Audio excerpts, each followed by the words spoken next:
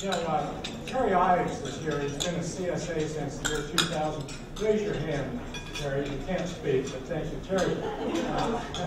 Terry's a terrific CSA since the year 2000.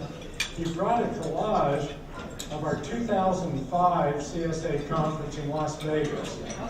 And any of you would like to see it, it's a fun thing to see. But what the reminders were on there it was so fun to see this. At that conference, we had a panel of centenarians. And Dr. Tom Pearl, many of you know that name, he's headed the New England Centenarian Study. He was there to interview the centenarians, and we were talking about aging.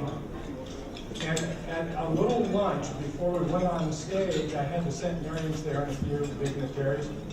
And I was sitting with a lady. She was 105 years old, and a board member was sitting next to her. And I said to this lady, and she's dressed beautiful, purple. Now this is Las Vegas with a white fringe around her neck. And I said to the lady, I looked over at her because my board member had been talking to her quite a bit, and I tapped her on the shoulder and I said, "Is this man bothering you?" He said, "Oh, not yet, honey." So then I asked her, I said, she was in a wheelchair. I said, "May I push you from where we were having lunch to the stage?" She said, "No, my daughter will do that." And her daughter was right next to her, or just around the table. And her daughter says, "Look, I'm the young one here. I'm only 82. I'll take care of this."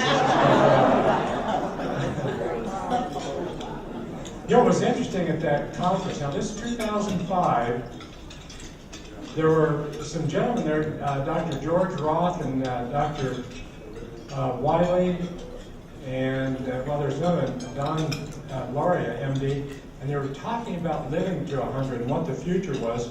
And they said, and Terry reminded me of that, he said, now this was 2005, every one of them conferred that within the next 18 to 20 years, we'll have the technology to live to 150. And then it wasn't long after that Ray Kurzweil wrote his book, The Singularity, and he talked about living that long or longer. But what he said was kind of interesting in his book, which was written some time ago. He said, you'll carry a little device, which turns out to be about the size of a cell phone, that'll be connected to your brain by the year 2030. Anything that you want to know, it's right there. It's in your cell phone, actually, like a cell phone device. It'll be connected to your brain by a chip, and they'll all be there. And he says in the Singularity, by the year 2090, not too far away, right? He said it'll be hard to distinguish human from machine because of all the inventions, and you think about that, and think, well, I thought back about that when I was thinking about what I was going to say just now. I thought, my phone already does that, because I just went there, I say, Siri. She knows everything. So easy.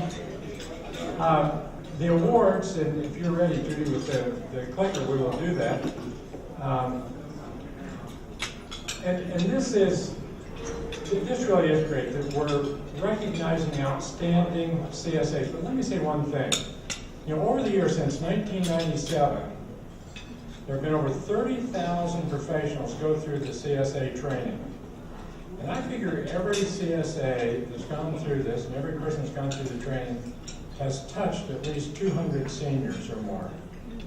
Now, put a pencil, that's about 6 million seniors that have benefited from this training. And I just applaud those of you that have done it, and I applaud the faculty that's been so instrumental in writing the textbook and continues to update and keep it going. So, let's go to the, thank you.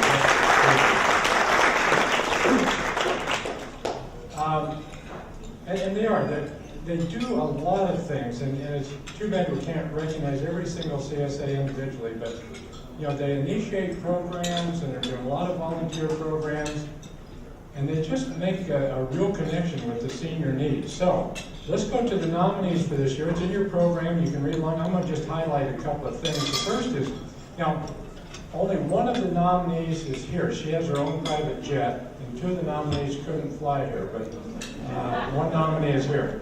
But a couple that are not here, but let me start with Barbara Allison Stanford. She goes by Bobby. And her big thing is working with the VFW service officers. And in her situation, they really needed help, a lot of the applicants, with how to fill out their applications and help with their ADLs. So she has been a volunteer there, and she helps them navigate the VA system. And that's received a lot of publicity in the last couple of years. She brought alternative therapies such as Operation Song, which is, you can look that up, .org, to the region, trying to alleviate overdose on drugs, a lot of these veterans. And a lot of them had lingering PTSD. And so she did this for them, and this program she was doing was so successful in 8 weeks that most of them said, I don't want to quit, I want to continue to do it. So then she created really an alumni of the program, and they meet every 2 weeks. And so most say it has helped them stop having nightmares and alcohol and drug abuse. So I mean, it's really a terrific program. So even though not here, let's give a hand for Barbara.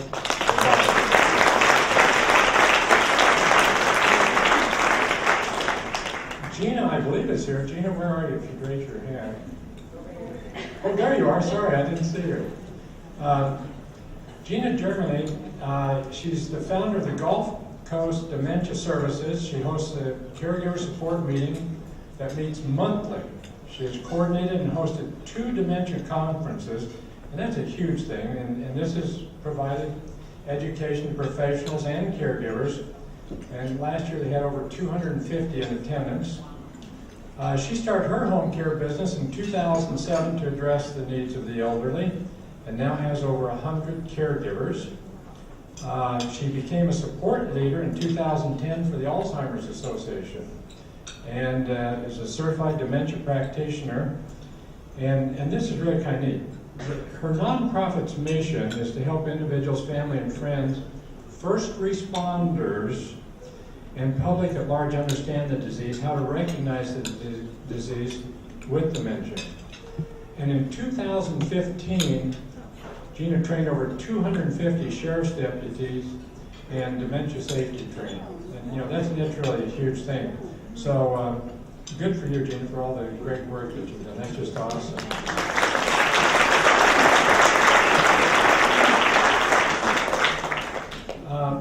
Larry McInerney could not be here, and he's been a certified senior since 2006, and he's a volunteer for the AARP Illinois Department of Aging, representative of their PAY program. He's a board member of the Financial Planners Association of Illinois, Oak Brook chapter, and a member of the National Association of Insurance and Financial Advisors.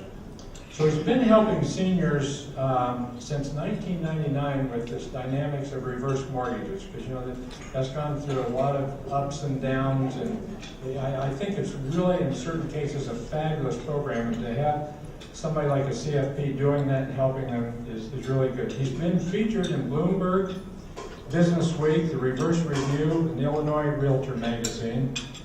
He personally spent 630 hours since 2009 helping financially a senior that was financially abused. And what a great thing that he would do that. So that's Larry McInerney. Give him a hand, please.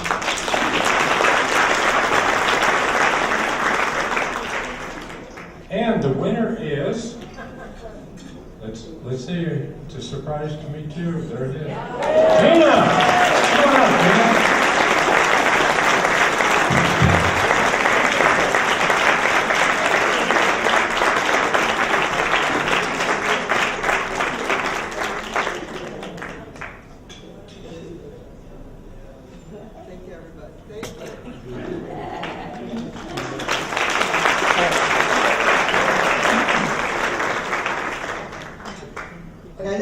The society for helping me get to the next level has been really awesome. Taking care of the elderly, and this is just my life calling, and get glory to God.